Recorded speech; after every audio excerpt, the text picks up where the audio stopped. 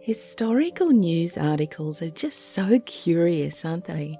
In retrospect, we can see how much our attitudes and values have changed over the generations, and occasionally how they have stayed the same. Let's take a look at some strange old newspaper articles which reported on fairy-related events, deemed important enough to earn column space in printed newspapers. Let's begin with a story printed in the Star Tribune in 1909 about a woman in County Donegal, Ireland, who was applying for an old age pension. Unfortunately, she was unaware of her precise age because she had been stolen by fairies in 1836.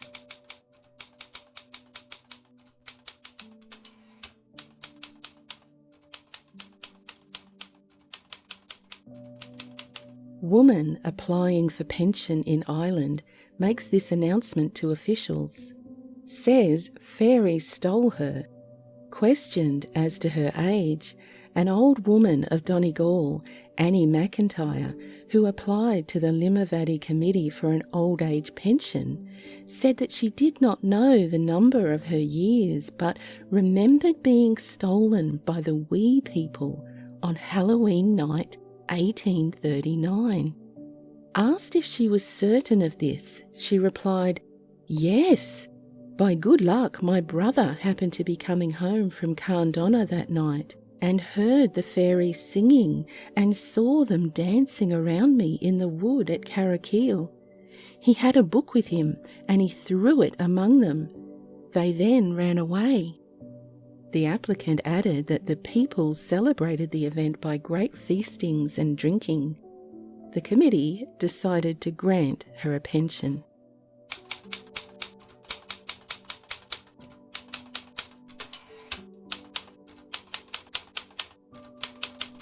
Evening Star, 24 April 1912. That belief in fairies still persists in many parts of Ireland was shown at the last meeting of the Athlone District Council, when it was stated that a labourer named Kilduff had given up possession of an acre of land which had been allotted to him under the Labourers Act, and upon which the council proposed to build a cottage for him, because he was afraid of the fairies. The plot is at a place called Lacken, and Kilduff's objection to it was that there is on it an old fort which would have to be removed. On no account would he interfere with the fairies' home. A former district councillor named Gilleran now applied for the plot upon which he said he would build a cottage. Mr. Mahone noted that at the last government inquiry, Kilduff said that the house in which he now lives was so windy that it would give rheumatism to a wild duck, but still refused the new cottage. The council decided to give the plot to Gilleran.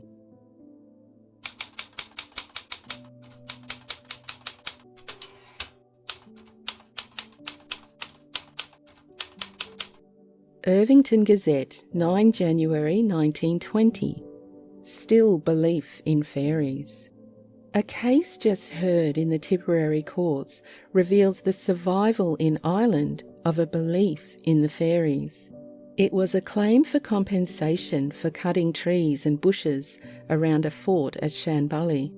The claimant said he especially valued these bushes as there was dancing and lights there every night. It was alleged that the defendant had taken away the bushes to evict the fairies.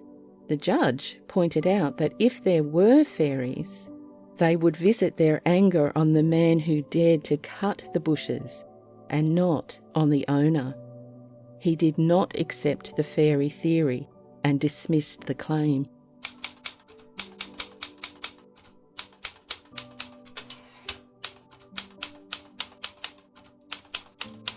The Boston Globe, 5th of April 1926. The fairies of Ireland have turned into banshees. Someone has cut down a bush around which they danced, and wailing portends a dire vengeance. People of the Irish Free State who were rejoicing recently at the reported return of the traditional fairies around about Milltown, a pastoral village district in County Monaghan, now are beginning to worry because the fairy bush used by the little folk for their nightly revels has been hewn down by some person as yet unknown. County Monaghan borders on Ulster, and the residents went to bed to the tunes of strange, sweet music. They rejoiced and slept happily because the fairies were back. Fearful of vengeance. When hearts were beating high and the farmer who owned the site of the fairy revels was hoping the government would lower his taxes because he was supporting a national institution, the bush was destroyed. Some person went out and cut down the fairy bush, leaving nothing but the stump to welcome the revellers. Since then, the nights around Milltown have been filled with lonely wailing, and heart-rendering cries of the bereft fairies are heard over mountain and valley. Where before all was peaceful and happy, now is alarm and fear, because it is well known that angry fairies are desperate enemies. Their favourite vengeance is the kidnapping of infants from cradles, replacing their captives with puny and delicate fairy children known as changelings.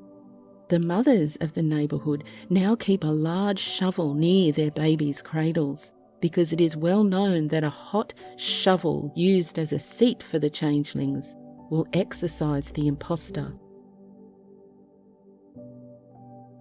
Evidence of vendetta. There is evidence that the fairies already are starting a vendetta.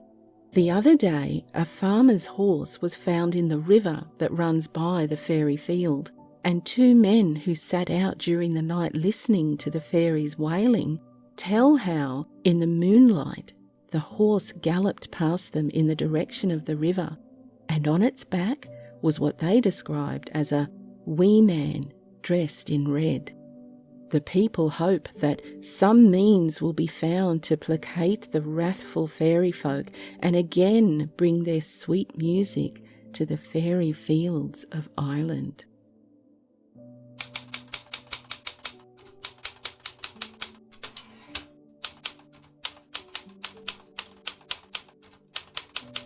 Irvington Gazette, 28th of November 1919.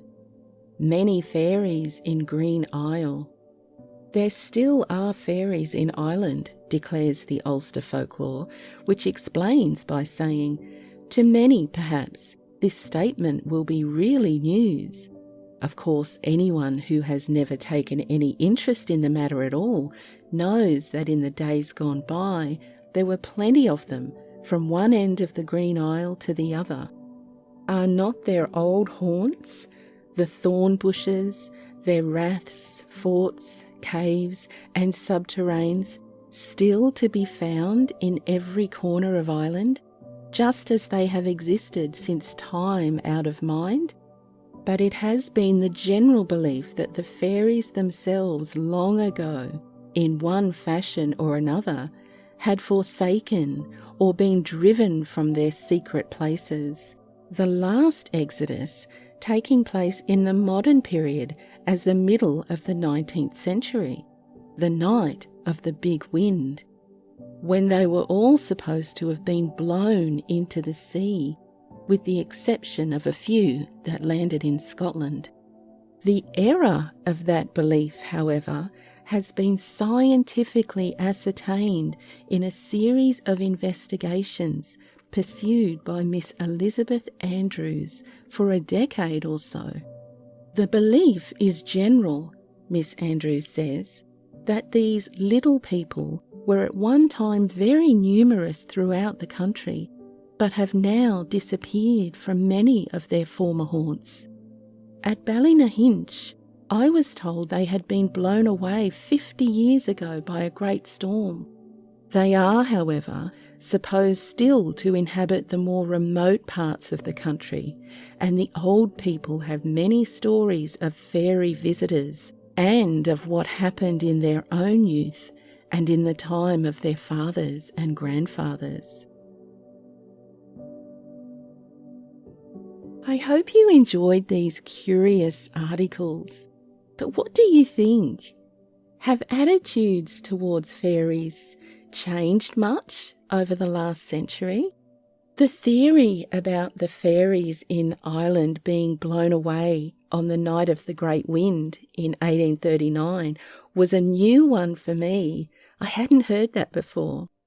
This was just a few. I found loads more old newspaper articles about fairies. So if you enjoyed this peek into the past, let me know in the comments. And I'd be really happy to make another video like this one if you want me to. I've been thinking about Annie McIntyre, the lady from Donegal, and I was wondering what she would think of us still talking about her 115 years after she was mentioned in the newspapers. I'd like to send out the warmest love to my patrons and channel members. Your support means the world to me. Thank you. Until next time, stay curious and be kind. Cheerio!